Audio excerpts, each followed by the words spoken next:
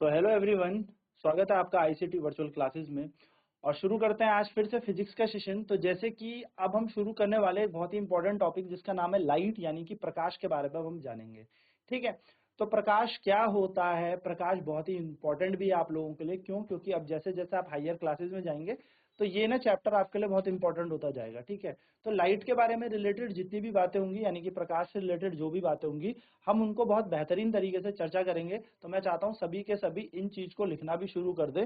तो हेडिंग डालते हैं आज की, जिसका नाम है लाइट यानी कि प्रकाश। ठीक है, तो हम प्रकाश पे बात कर रहे हैं, तो हेडिंग होगी हमारी लाइट। लाइट यानी कि प्रकाश। क्या होता है प्रकाश? सवाल सबसे पहले कुछ भी उठे तो सबसे पहला सवाल यही आता है कि होता क्या है प्रकाश, यानी कि लाइट होती क्या है। तो अगर मैं बात करूं लाइट की, तो लाइट एक ऐसी एनर्जी है जिसके कारण हम देख पाते हैं। Light is the form of energy which makes us to see the object around us. बिना लाइट के हम आस पास की वस्तुओं को नहीं देख सकते। ये बात तो आपको भी पता है कि अगर एक अंधेरा कमरा होगा तो हमें आसपास की चीजें बिल्कुल साफ नहीं दिखती, एकदम काला काला धुंधला बिल्कुल काला ही दिखता है ना। तो लाइट के बिना हम देख नहीं पाएंगे। एग्जैक्टली आप एकदम सही सोच रहे हैं, बिना आंखों के भी नहीं देख पाएंगे। अगर हमारी आंखें नहीं है तो भी हम नहीं देख पाएंगे। बट ये पॉइंट भी फिक्स है कि अगर लाइट नहीं होगी तो भी हम चीजों को नहीं देख पाएंगे। यानी कि light is important to see the things around us. तो बात करेंगे प्रकाश क्या होता है। तो प्रकाश हमारे पास लाइट यानी कि जो चीज है वो क्या होती है? एक एनर्जी होती है। So light is the form of energy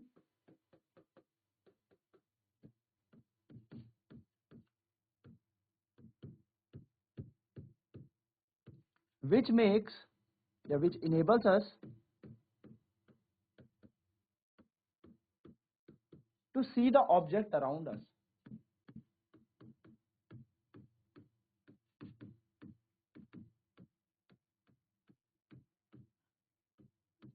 यानी कि प्रकाश एक ऐसी ऊर्जा है जिसके कारण हम आसपास की चीजों को देख पाएंगे।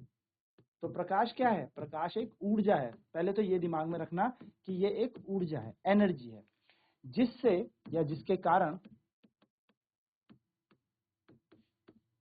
हम आसपास की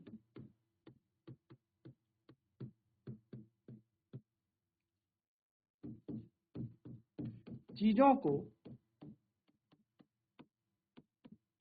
देख सकते हैं। ठीक है, तो हम अपने आसपास की चीजों को कैसे देख पाते हैं? बिकॉज लाइट के कारण, क्योंकि लाइट हमारे पास है। ठीक है, तो जल्दी से इसे नोट करो, फिर फटाफट से आगे इसकी रिलेटेड और बात करेंगे कि चीजें दिखती कैसे हैं। कोई रंग लाल ही क्यों दिखता है? कोई रंग पीला ही क्यों दिखता है? ये काला क्या कोई रंग है? क्या ब्लैक कोई कलर होता है?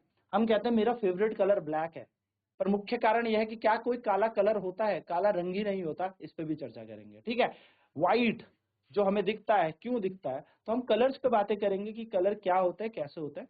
ठीक है, तो जल्दी से इसे नोट कर लें, फिर बढ़ते हैं आगे।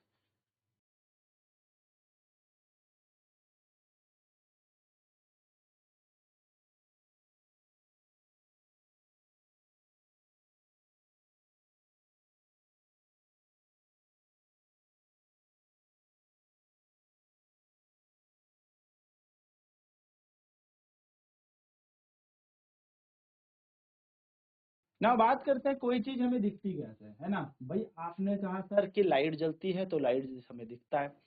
तो किसी भी चीज को इमेजिन करो, कोई सी भी चीज आपके आसपास है। फॉर एन एग्जांपल, आपके आसपास कुर्सी होगी, टेबल होगी, चेयर होगी, बुक होगी, कुछ भी आपके आसपास है, आपका दोस्त है, जो भी आपके आसपास है, वो हमें कब दिखता है? तो कोई भी चीज हमें तभी दिखती है जब उस पर वो प्रकाश गिरता है ना। इसका एक उदाहरण देता हूं, बहुत प्यारा सा उदाहरण समझना। कि जैसे हम लोग अंधेरे में हैं और हमारे हाथ में टॉर्च है ना। आप लोग भी अंधेरे में कभी जाते होंगे तो आपके हाथ में टॉर्च होगा, मोबाइल की फ्लैश लाइट होती होगी, है ना। जब लाइट चली जाती है तो मोबाइल की फ्लैश लाइट खोल लेते हैं। तो जो मोबाइल की हम फ्लैश लाइट खोलते हैं या हमारे पास टॉर्च है, क्या उस टॉर्च को, जो लाइट होती है यानी कि जो बल्ब होता है, वो टॉर्च का उजाला हम किसके ऊपर करते हैं? जहां हमें देखना होता है उसके ऊपर या अपने ऊपर? मान लो अंधेरा हो रहा है कमरे में और मैंने मोबाइल की टॉर्च जलाई और अपनी तरफ उस टॉर्च को कर लिया, तो क्या मुझे सामने की चीज दिखेगी? सोचो, मैं फ्लैश लाइट अपनी तरफ करके चल रहा हूं तो क्या मुझे अपनी शक्ल दिखेगी या सामने वाले को दिखेगी? तो आपका उत्तर होगा कि अगर मैं अपनी तरफ लाइट करूंगा तो मैं दिखूंगा, और अगर मैं आपकी तरफ लाइट करूंगा तो आप दिखोगे, है ना। यानी कि आपके ऊपर प्रकाश डालना पड़ेगा, आपके ऊपर लाइट छोड़नी पड़ेगी, आपके ऊपर जब लाइट जाएगी तब जाके आप मुझे विजिबल होंगे, तब आप मुझे दिख पाओगे। तो होता क्या है, हम देख कैसे पाते हैं किसी वस्तु को, तो ऐसा समझिएगा कि जैसे ये कोई वस्तु है, ठीक है, और इस पर ये लाइट गिरी, इस पर ये लाइट पड़ी, तो जब इस पर लाइट पड़ेगी तो लाइट इससे ना टकरा कर हमारे पास वापस आएगी, हमारी आंखों पर वापस आएगी, और जब उस पे से टकरा के वो लाइट हमारी आंखों पे वापस आएगी तब जाके हम उस वस्तु को देख पाएंगे। यानी कि we can see the object when the light fall on the object and reflect from that object into our eyes. यानी कि हम कब देख पाएंगे, जब ये लाइट इसके ऊपर गिरी और यहाँ से टकराकर वापस आ गई हमारी आंखों के पास, हमारी आंखों ने इसको कैप्चर किया, तब हम देख पाते हैं। अब ये टकराकर वापस आने को क्या कहते हैं? जैसे उदाहरण के तौर पे आप समझो, आपके हाथ में एक बॉल है और आप उस बॉल को जमीन में फेंको, तो जब आप उस बॉल को जमीन में फेंकोगे तो वो बॉल बाउंस अप हो जाएगी, यानी कि टप्पा खा के ऊपर आ जाती है। ये बात तो सभी को पता है। आपके हाथ में एक बॉल है, आपने उसे जमीन में फेंका, जैसे आपने जमीन में फेंका तो वो बॉल क्या करेगी, टिप खा के ऊपर आ जाएगी। तो वो होता है बॉल का बाउंस होना, उसको हम कहते हैं बॉल जब जाएगी टकरा कर वापस आएगी। तो हम बार बार तो एक शब्द यूज नहीं करने वाले, तो हमारे लिए यहाँ पर एक परफेक्ट वर्ड होता है और उस वर्ड को हम कहते हैं रिफ्लेक्शन, यानी कि परावर्तन। ना ये परावर्तन का मतलब क्या होता है, टकराकर वापस आ जाना। तो जब आपके हाथ में बॉल है और आपने उस बॉल को जमीन में फेंका तो वो बॉल टकराकर जब ऊपर आई तो आपने कहा बॉल का रिफ्लेक्शन, यानी कि बॉल का परावर्तन। उसी तरीके से अगर लाइट किसी वस्तु पर टकरा रही है और टकराकर वापस आ जा रही है तो हम उसे कहते हैं रिफ्लेक्शन ऑफ लाइट। क्या कहते हैं हम उसे, रिफ्लेक्शन ऑफ लाइट। ठीक है, ये बात ध्यान में रखना, इसको हम कहते हैं रिफ्लेक्शन, यानी कि प्रकाश का परावर्तन। तो हम कैसे देख पाते हैं, हम देख कैसे पाते हैं, we see the object, we see the object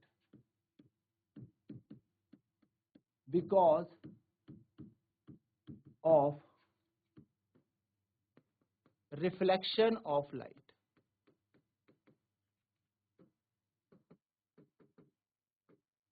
हम अपने आसपास की चीजों को कैसे देख पाते हैं, तो हम अपने आसपास की चीजों को,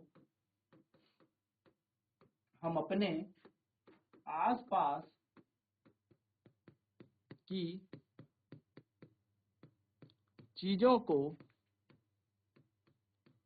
परावर्तन, या हम कह सकते हैं इसके लिए प्रकाश के परावर्तन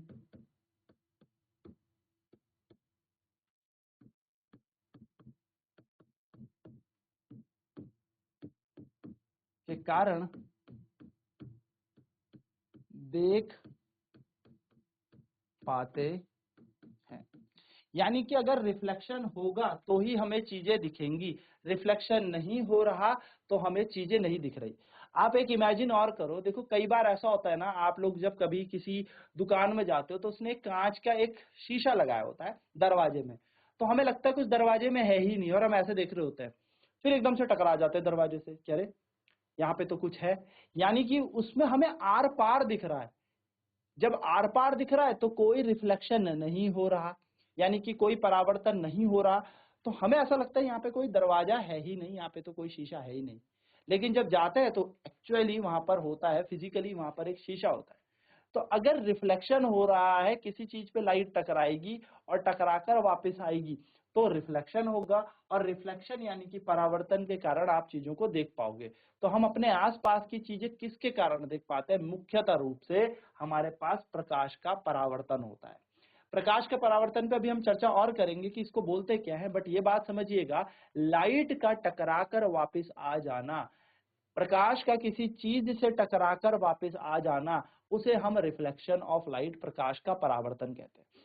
आप इस तरीके से भी समझ सकते हो, आप लोग कई बार देखा होगा कि हम अपनी घड़ियां चमकाते हैं, धूप पड़ रही होती है और घड़ी चमका रहे होते हैं, है ना। धूप आ रही होती है और हम घड़ी अपने दोस्त के ऊपर परेशान कर रहे होते हैं उसे क्लास में, या ऐसा कुछ हो रहा होता है। रीजन क्या है उसका कि लाइट जब आई उस घड़ी में पड़ी, तो उस घड़ी से पढ़ के क्या हुआ, लाइट ने रिफ्लेक्शन किया, क्या किया, परावर्तन किया। तो वो वही रिफ्लेक्शन है जो आप लोग करते हो, बस आपने क्या किया, उस चीज को अब आप पढ़ रहे हो थ्योरेटिकली कि ऐसा होता क्यों है, कारण क्या है, बट रिफ्लेक्शन से आप भली भांति से अच्छे से पूरे के पूरे अवगत हो, अच्छी तरीके से रिफ्लेक्शन को जानते हो कि जब घड़ी पे वो रोशनी पड़ी सूरज की, और सूरज की रोशनी से क्या किया आपने, इधर उधर उसको भेज दिया, तो लाइट क्या हुई, टकराकर इधर उधर गई, और इस लाइट के टकराने को ही रिफ्लेक्शन कहा जा रहा है, परावर्तन कहा जा रहा है। और इसी के कारण पता आपको आपके आसपास की टेबल चेयर भी दिख रही होगी। आप कभी इमेजिन करो, आप लोगों ने देखा भी होगा कि अंधेरे कमरे में जाते हुए कई बार हमारा पैर दरवाजे से टकरा जाता है, सभी का हुआ होगा, है ना। कई बार हमारा पैर दरवाजे से टकरा जाता है, कई बार हमारा पैर दीवार के किसी कोने में लग जाता है, फिर हमें दिखता नहीं क्योंकि उस टाइम अंधेरा कमरा है, अंधेरे कमरे में हमें नहीं दिखता। उसका कारण क्या है, उसका कारण यही है, हमें दिखता इसलिए नहीं है क्योंकि लाइट नहीं है। लाइट जलाओगे तो आपको सब दिखने लग जाएगा। तो जब अंधेरा था तो लाइट थी ही नहीं, और जब लाइट थी ही नहीं रही तो भाई किसी ऑब्जेक्ट से टकरा कर वो हमारी आंखों तक वापस आई नहीं, किसी वस्तु पे टकरा कर वो हमारी आंखों पे वापस आई नहीं, तो हमें आसपास की चीजें नहीं दिखी। तो इसीलिए आपको अंधेरे में चीजें नहीं दिखती, क्योंकि वहां पर रिफ्लेक्शन नहीं होता। हम कहते हैं लाइट नहीं होती, वहां पर लाइट का रिफ्लेक्शन ही नहीं है। जब लाइट ही नहीं है तो रिफ्लेक्शन नहीं है, यानी कि जब प्रकाश नहीं है तो उसका परावर्तन नहीं है, हमें वो आसपास की चीजें कैसे दिखेगी। यानी कि अगर आपको किसी को भी देखना है आसपास, तो सबसे पहले एक इंपॉर्टेंट चीज है जरूरी, वो है लाइट, प्रकाश। और उस प्रकाश के थ्रू एक फिनोमिना हो रहा है, एक प्रक्रिया हो रही है, जो है कि उस वस्तु से लाइट टकराई और टकरा कर वापिस आ गई। आपके आगे जो टेबल है, टेबल भी आप तभी देख पा रहे हो जब उस पर लाइट पड़ रही है, और लाइट पड़ने के बाद टकरा के आपकी आंखों पे आ रही है, ठीक है, तभी आप उस टेबल को भी देख पा रहे हो। आपके आगे जो बुक रखी है, कॉपी रखी है, वो भी आप तभी देख पा रहे हो जब प्रकाश उसमें पड़ा, और पड़ने के बाद हमारी आंखों पे वो वापस आया। यानी कि रिफ्लेक्शन के कारण ही आप आसपास की जितनी भी चीजें हैं वो देख पा रहे हो। अगर रिफ्लेक्शन नहीं होगा तो क्या होगा सर, अगर परावर्तन ना हो तो क्या हो, सोचा है कभी? तो अगर परावर्तन नहीं होगा तो वो चीज हमें काली दिखेगी, ब्लैक कलर की दिखेगी। यानी कि काला कोई रंग नहीं होता, काला कोई कलर नहीं होता, ब्लैक कोई कलर नहीं होता। ब्लैक में जब लाइट पड़ी तो ब्लैक ने कुछ भी लाइट रिफ्लेक्ट नहीं की, यानी कि कुछ भी लाइट उसने परावर्तन नहीं की, सारी की सारी लाइट उसने क्या कर ली, अवशोषित कर ली, एब्जॉर्ब कर ली। तो काला कलर हमें कब दिखता है, काला कलर हमें तब दिखता है जब कोई लाइट जाए और वापस टकराकर ना आए, यानी कि ब्लैक कलर नहीं होता, ब्लैक कोई कलर नहीं होता। ब्लैक एक ऐसा सरफेस होता है, काली एक ऐसी सतह होती है कि जब उस पर प्रकाश जाएगी तो ये पूरे का पूरे प्रकाश को एब्जॉर्ब कर लेगी, बाहर फेंकेगी ही नहीं। जब प्रकाश बाहर आएगा ही नहीं तो हमें वस्तु काली दिखेगी। तो छोटी सी बात है, और इसका मुख्य रूप से जो क्वेश्चन बनता है वो ये बनता है कि आपकी आंखों में एक पुतली होगी काली कलर की, एक छोटा सा डॉट होगा, देखो उसको हम प्यूपिल कहते हैं। तो हमारी आंखों में जो प्यूपिल है वो काला होता है। देखो अपनी आंखों में देखना, तो एक तो लेंस, बेसिकली आपकी आंखों में एक कलर होगा, नीला, भूरा, जो भी कलर होगा, काला। लेकिन जो बीच में एक डॉट होगा वो हमेशा काला ही होगा। उसका मुख्य कारण क्या है, क्योंकि जब लाइट जाएगी तो वहां से लाइट वापस नहीं आती, सारी लाइट अवशोषित हो जाती है, इसलिए वो हमें काला दिखता है। तो काला कोई रंग नहीं होता, काली एक ऐसी प्रॉपर्टी हो गई, या कोई भी चीज हमें तब काली दिख रही है जब वो क्या नहीं कर रही, उस कलर को रिफ्लेक्ट नहीं कर रही। यानी कि आप समझ रहे हो, जो भी आप अपने आसपास देख रहे हो, anything you are seeing around you is just because of reflection. वो मुख्यतः रूप से इस परावर्तन के कारण ही दिख रहा है। अगर परावर्तन नहीं होता तो आप उस चीज को देख ही नहीं पाओगे। ठीक है, तो इसे नोट कर लो फटाफट।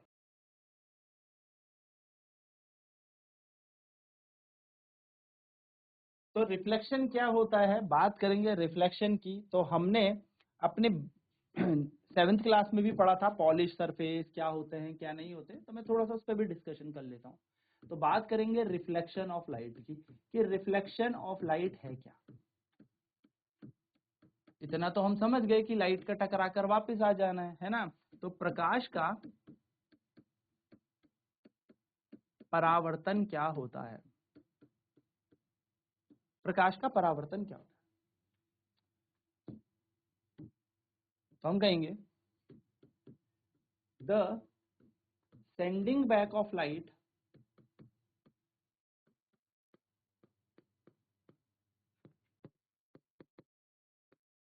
व्हेन ए लाइट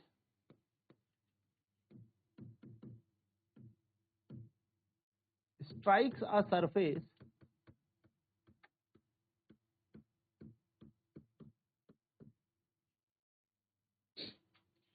क्या कह रहे हैं, जब प्रकाश किसी सतह पर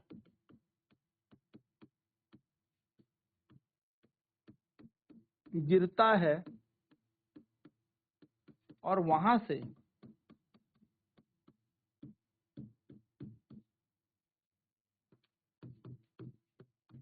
टकराकर वापस आता है,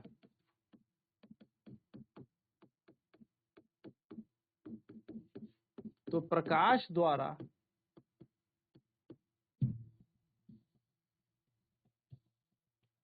तो प्रकाश द्वारा की गई इस प्रक्रिया को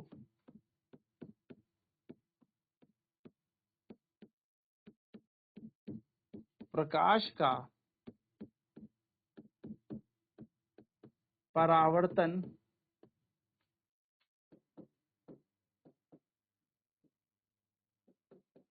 कहते हैं। ठीक है, जल्दी से नोट कर लीजिए।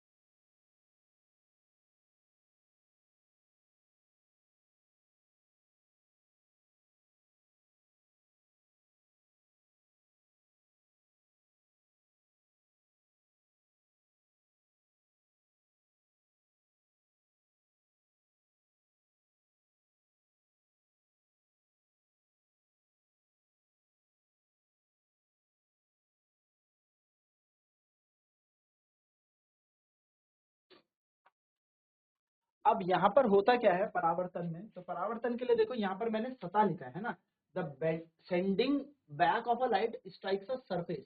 तो लाइट का टकराकर वापस आ जाना, जब प्रकाश किसी सतह पे गिरा उस सतह से टकराकर वापस आ गया, तो हमने इसे कह दिया रिफ्लेक्शन ऑफ लाइट यानी कि परावर्तन। अब इसके अंदर बात करते हैं सतह कौन सी होती है, तो एक मैं रफली एक आइडिया दे रहा हूँ सतह कौन कौन सी होती है। तो सरफेस यानी कि सतह, ठीक है, सतह दो प्रकार की होती है। ठीक है, सतह दो प्रकार की होती है, एक को कहते हैं हम स्मूथ सरफेस, एक को हम कहते हैं स्मूथ सरफेस, और एक को कहते हैं हम रफ सरफेस।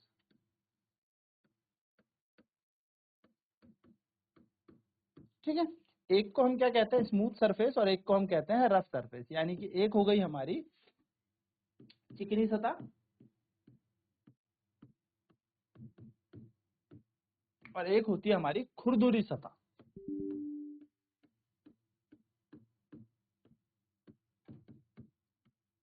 ठीक है, चिकनी सतह का उदाहरण अगर मैं आपको दूं तो एक मिरर समझ लो, मिरर यानी कि दर्पण, दर्पण इसका उदाहरण होता है। कैसे बनाया जाएगा दर्पण? एक लाइन खींचेंगे और उसको पॉलिश कर देंगे। क्या कर देंगे? पॉलिश। ठीक, इन लाइनों को कहते हैं पॉलिश। और खुरदुरी सतह के उदाहरण अगर दूं तो आपके आसपास जितने भी दिख रहे हैं, जैसे चेयर, कुर्सी आपको दिख रही है ना, टेबल आपको दिख रहा है, आपके आसपास का मेज हो गया, किताब हो गई, बुक हो गई इत्यादि। तो ये सारे हमारे कौन सी सतह होती है? खुरदुरी सतह होती है। ठीक है, तो खुरदुरी सतह हमारी वो सतह होगी जो हमारे आसपास होगी। इवन दो मैं भी कैसी सतह हूं? मैं भी एक रफ सरफेस हूं, मैं एक पॉलिश सरफेस नहीं हूं। ठीक है, नोट करने से फटाफट, फिर आगे की चर्चा करते हैं।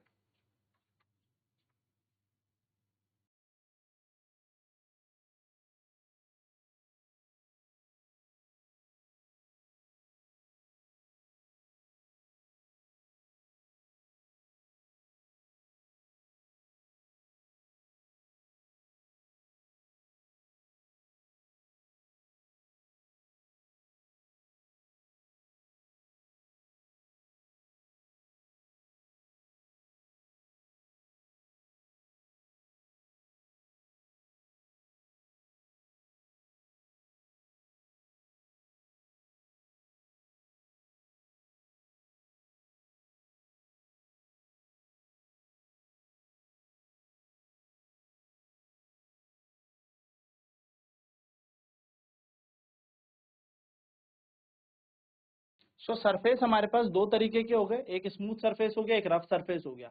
अब स्मूथ सरफेस के अंदर दर्पण आता है। ठीक है, तो दर्पण में कौन कौन से दर्पण आएंगे याद रखेंगे। दर्पण में एक आएगा आपके पास प्लेन मिरर। कैसा mirror? Plane mirror. Plane mirror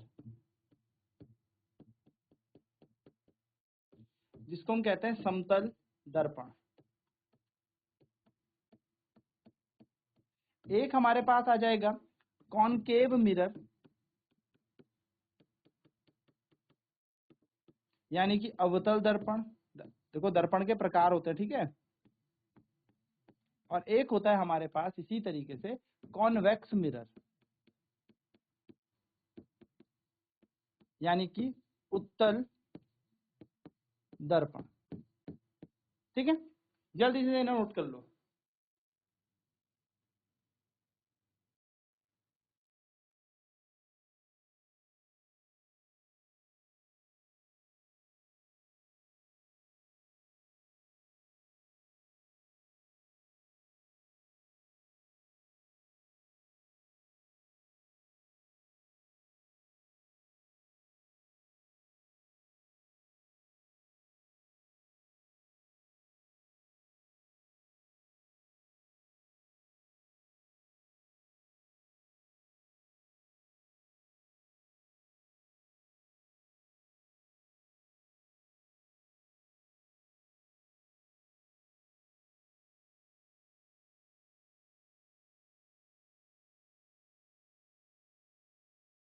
ठीक है, ये उदाहरण हमने जान लिए ना। वापिस आते हैं और कुछ इंपॉर्टेंट फैक्ट लिखते हैं या पॉइंट्स लिखते हैं।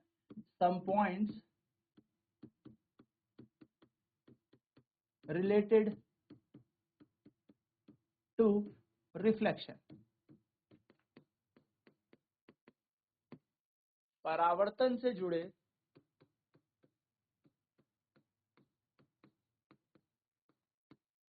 कुछ बिंदु। अब देखिए ध्यान से समझिएगा कि क्या वो बिंदु हैं, क्या क्वेश्चन आता है और डेफिनेशन पूछी जाती है, इनकी परिभाषाएं पूछी जाती है, तो हमें यह समझनी जरूरी है। देखिए, मैंने कहा कि कोई सतह होगी और उस सतह पर कोई लाइट आएगी और लाइट टकराकर चली जाएगी। यही कहा कि एक लाइट आएगी, एक प्रकाश आएगा, किसी सतह पर गिरता है और टकराकर चला जाता है। हमने यहाँ पर क्या किया, एक इमेजिनरी लाइन ड्रॉ की, एक इमेजिनरी लाइन ड्रॉ की जो इन दोनों को बराबर बराबर बांट दे, और उसे हमने नाम दे दिया नॉर्मल। क्या दे दिया? लंबवत। देखो लंबवत कुछ नहीं होता, इस सतह के लंबवत ये होगा, यानी कि 90 डिग्री। अगर ऐसे एक लाइन है तो इसके 90 डिग्री ऐसे होगा। परपेंडिकुलर जिसको हम कहते हैं, जैसे ये एक बोर्ड हमारे सामने, इसके 90 डिग्री कैसे होगा? ये पेन मैंने ऐसे लगा दिया तो ये इसके 90 डिग्री। ठीक है, तो 90 डिग्री का मतलब क्या होता है? एक नॉर्मल होता है। नाउ सर यहाँ पर क्वेश्चन क्या बनता है, तो देखिए क्वेश्चन बनता है जो तरंग आती है, नाम दे देते हैं इसका एओ। एओ कोई रे आ रही है, कोई किरण एओ आ रही है, ओ भी टकराकर चली गई, हम इसको नॉर्मल कह रहे हैं, यानी कि एनओ हमारा नॉर्मल हो गया, एनओ हमारा अभिलंब हो गया। तो फटाफट से समझ लेते हैं किसको क्या कहते हैं। तो जो ये किरण आती है, जो ये रे आ रही है, इसको हम कहते हैं इंसिडेंट रे।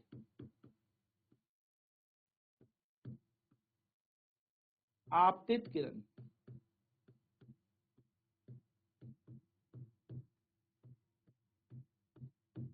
जो ये टकराकर चली गई इसको कहते हैं रिफ्लेक्टेड रे, परावर्तित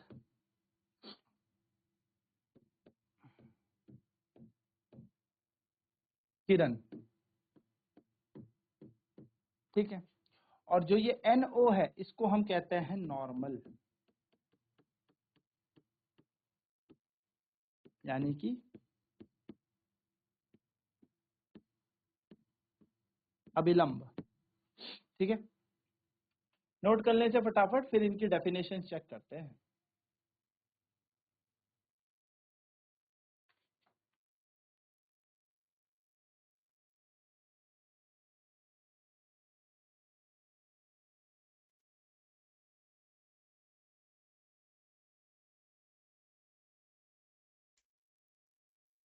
जैसी सबरी सेट। बच्चों आपने नोट कर दिया? माइक ले लीजिए कोई भी।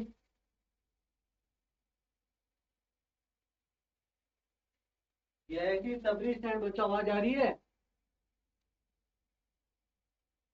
जैसी डुंगरी, बच्चों आवाज आ रही है? हाथ खड़ा कीजिए।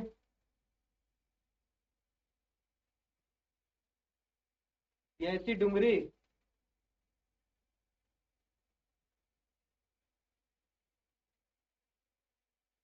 जैसी डुंगरी, जैसी सबरी सेट। आपको आवाज आ रही तो अब हाथ खड़ा कीजिए अपनी सीट पे बैठे बैठे।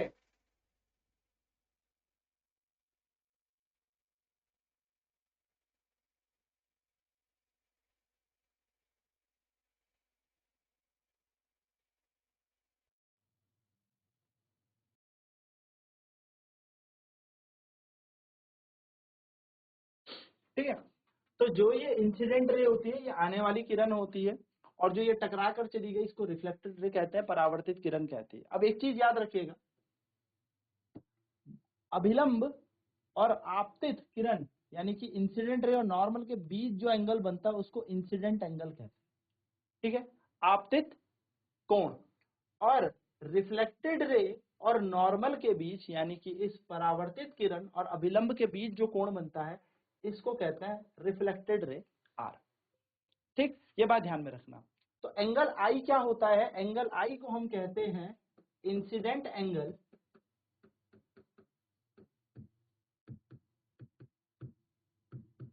यानी कि आपतित कोण, और एंगल आर को हम कहते हैं रिफ्लेक्टेड एंगल, परावर्तित कोण। नोट करें फटाफट से।